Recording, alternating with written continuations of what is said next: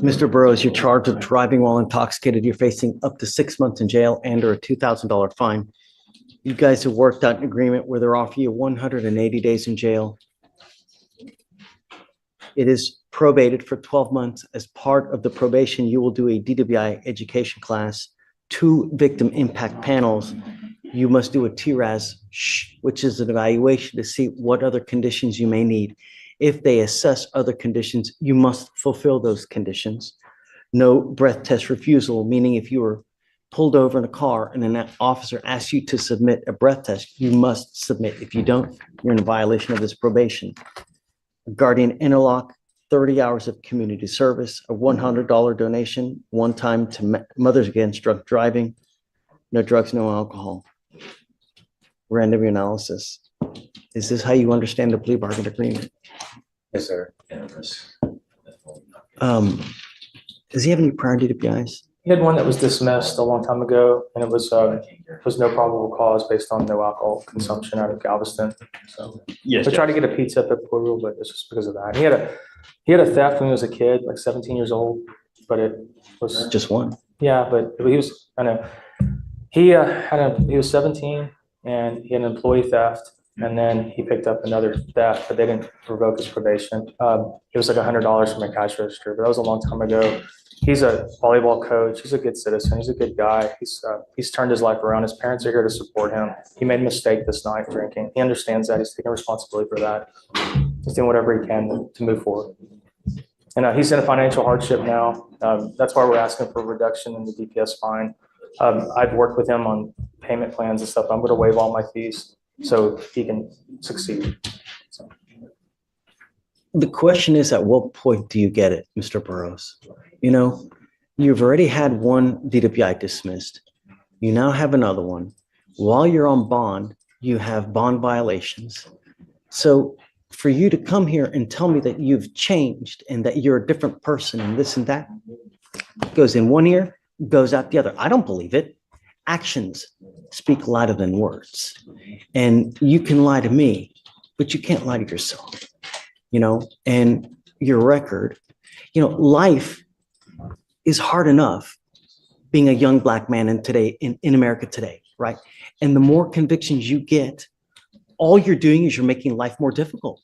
With these theft cases that you get, with these DWI, I mean, it's one of the worst cases that you can possibly pick up, because these theft cases brands you as a thief, and people are scared to hire potential thieves, because I'm always going to be thinking, well, if I hire him to work for me, I know that he's got not only one prior theft, but 2 prior thefts. Is he going to steal from me?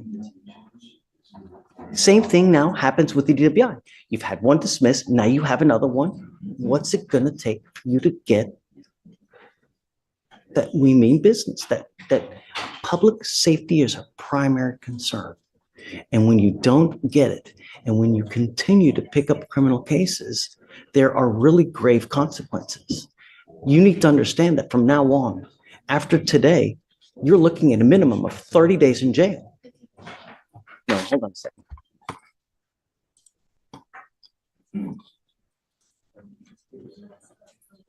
$90 days in jail at a minimum for any new cases you pick up here in county court. Don't matter how small it is. From now on, you are looking at a minimum of 90 days in jail. Not only that, you pick up another theft, you could be potentially charged with a felony, because they use those as a stepladder to enhance punishment. And when you don't get it, they combine all those to get up to felony court. You could be potentially facing that. You pick up another theft case as well. At some point, you got to get it. And I hope this is the same. And usually, in my experience, being here, at times when we go too easy on people, they still don't get it. You're skirting out of here today. You're getting probation. You're getting no jail time. You're not getting your license suspended. Now they want me to waive. Michael wants me to waive the fines and fees. I mean, I think he has his family Why here. would we reward, you I know? want him to succeed, and that's what I think the problem is, that if he doesn't have the money to succeed, it's going to be very hard. He's going to try everything in his power to succeed financially. I just think that's going to be a burden on him. I took it upon myself to forego my fees, and I'm doing whatever I can to help him. And that's great. Yeah, I understand Michael, that. I just don't think he can't afford it. He physically can't afford it. We're putting the burden on his parents who are here to support him. They're in the back. They're here. He's going to be staying with them to produce his whatever fees he has to try to, get back on his feet. But he's trying, Judge. He is. He's been in constant contact with me. We talk every other day. He's literally trying. He really is. And I think if you give him a shot here, he's going to do whatever he can to, prove you wrong. I don't have to accept this agreement. I could say, no, I don't want this. Well, I'm jail time. I will accept your agreement, Mr. Burrows, but I want you to understand that if you come back here and try to tell me that you test positive again because of makeup, that kind of excuse is such that every single person who puts makeup on gets intoxicated. Really? So if you come up here while you're on this probation and you test positive for alcohol, it tells me that you have a problem. And I'm giving you fair warning now that you will go into a rehab facility. I can amend the conditions to put you in a lockdown rehab facility for, at a minimum, 9 months to 10 months, if you respond well to treatment. I will accept it, but I'm telling you now, if you test positive for whatever it may be, get ready. And I hope that and I want to read a repeat offender DWI education class. I don't want just a garden variety.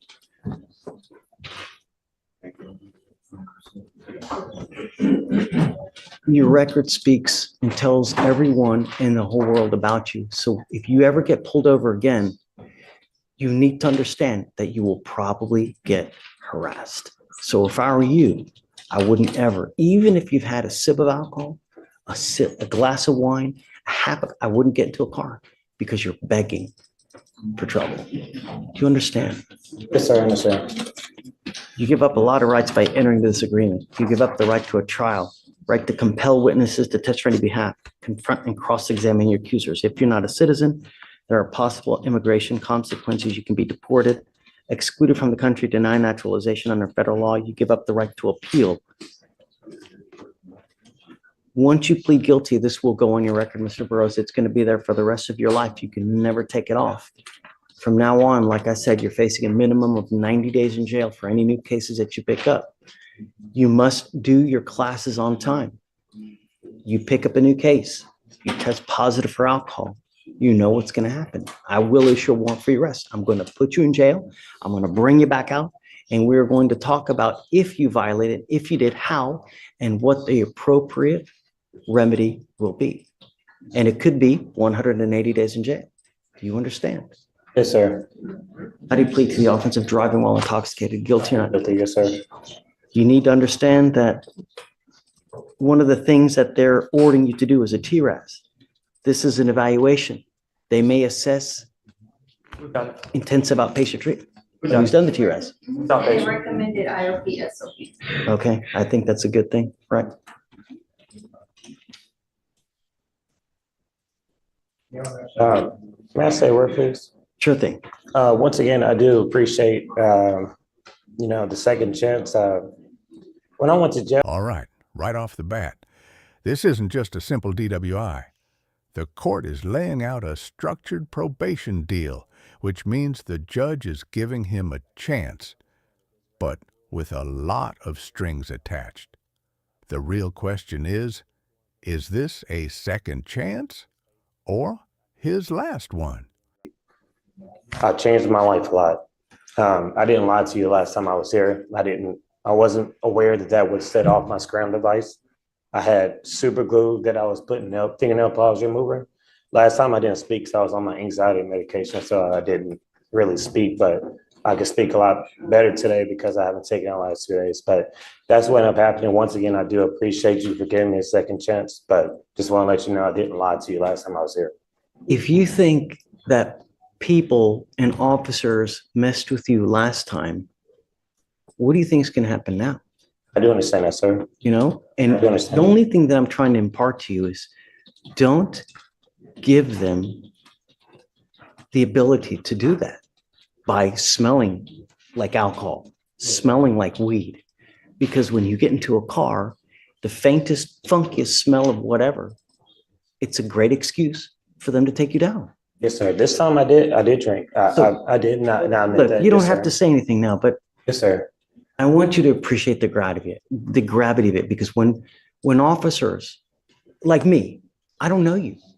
I have but a mere 10 seconds, 20 seconds, maybe 5 minutes to get to know who Sydney Burroughs is. Yes, sir. One of the things I use to find out who you are is your record. I understand. So when an officer pulls you over, they're going to see DWI, theft.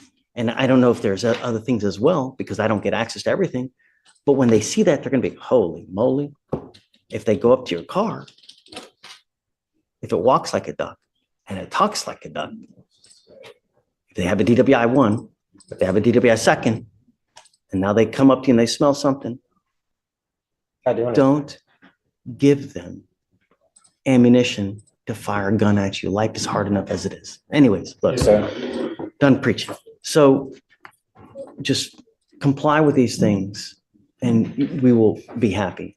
Yes, sir. Michael, and I'm going to tell you now that I will waive your court costs and your supervisory fees. Thank you, Judge. But if you come back with another DWI, I want you to understand that the next time on a second, you're facing around $6,000 at a minimum of supervisory fees, not to mention court costs of another $500-600.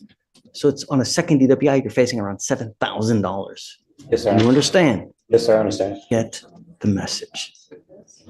All right. Thank you, Judge. Which devices are we giving him? So what do you have now? Do you have the scram? Yeah, he liked the interlock, what they agreed to. Yeah. And I mean, I'm okay with that. First, you got to get the interlock. Once you get the interlock, we'll take the scram off. I've been paying for your device now. While you're on probation, I can't pay for it. You're going to have to pay for that yourself. Yes, sir. I understand. But I'm going to, cut his fines and fees, please. I'm literally taking all the money away. Money is never the issue. It's doing what you're supposed to do in the time you're supposed to do it. Yes, sir. I understand. I really wish you the best of luck, Mr. Burroughs. We want the best for you. And we're just trying to make you get a clue. That's all. Just don't be a danger to the public. That's all we want. Yes, sir. I understand. All right, man. All right, good luck. Thank you. Thanks, man. Thank